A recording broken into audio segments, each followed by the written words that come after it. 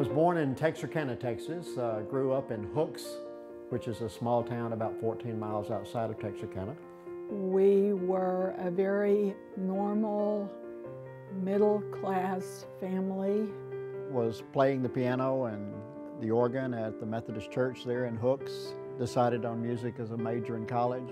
Got my degree in music and in voice and piano from Stephen F. Austin University in Nacogdoches. That's when I went to work at Memorial Drive Methodist down in Houston. It's the third largest Methodist church in the U.S. Life was at its absolute very best at that time. Everything seemed to be going very, very well for them. That's where the next chapter began.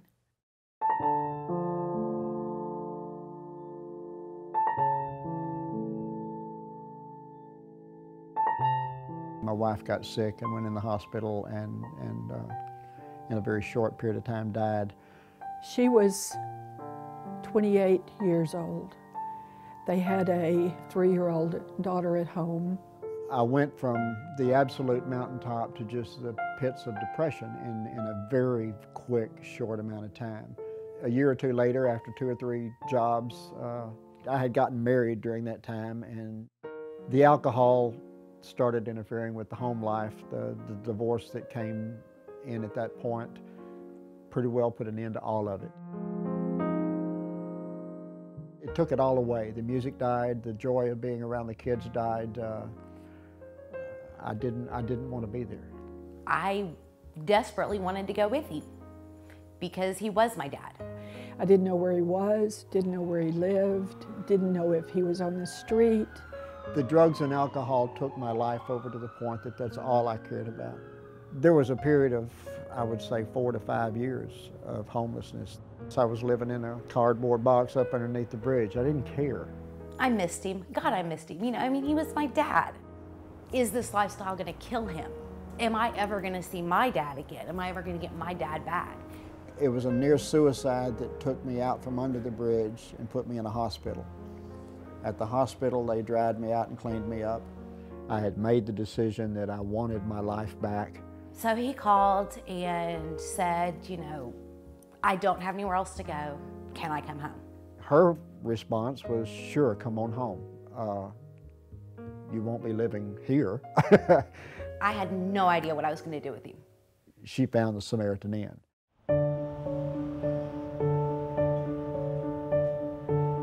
This is the place he needs to be. This is the place that can do him the most good. I found myself standing out in front of the inn. Here we go, one more time. But as it turned out, it was the last time. We're a homeless shelter, but we're not just a place to stay and sleep and eat.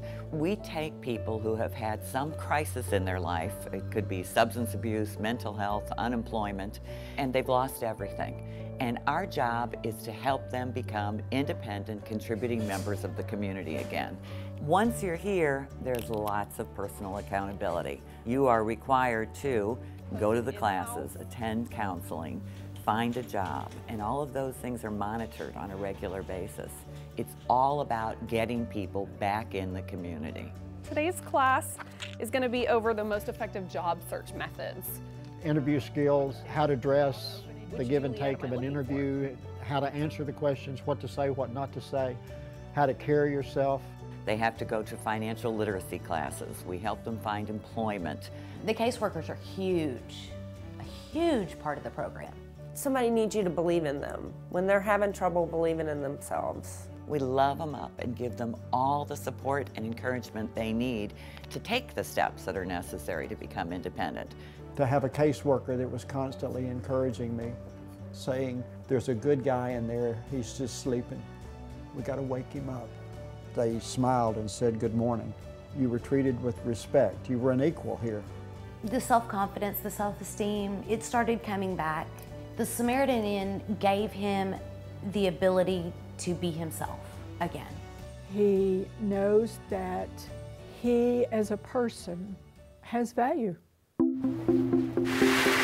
Good morning. Always, always. If you need anything, dear, you call me, okay? Larry is an amazing team member for us. He is my hospitality lead. His ability to just love on people and be excited about coming to work each day, that became obvious very quickly. We believe in the Holy Spirit. He contributes so much to our church. Yay! Doing all right. What's going on? Larry's a really great guy. He has such a servant's heart. He's a person that is more concerned about others. The work area I'm responsible for is hospitality and greeting. A lot of people made my story happen. This is my chance now to give back and say I'm thankful and grateful for it. There are more Larrys out there that need support and that need the resources that we offer. Last year we had to turn away over 3,500 qualified people because we had no room. You want to take these people and the ones that are turned away and say, there's someplace else you can go that's like this, that can help you, that can give you your life back. But there is no place else. We've been going strong for 31 years, but much growth anticipated, always just to meet the need. We rely solely on individuals, the faith community, and corporate community as well. But individuals are really what makes the Samaritan Inn work. We can't get by without donors. He is the whole continuum, starting at the shelter to an independent, well-loved and respected brother, employer, grandfather. Larry is a shining example of the kind of people who come to the Samaritan Inn wanting to change, wanting to make a difference in the world. I watched my dad become himself, and I was thrilled. I couldn't have asked for anything more. I'm independent, I'm self-sufficient, I respect the men I see in the mirror, and I couldn't be happier with the way life is. So, yeah. Thank you, Samaritan Inn. Mission accomplished.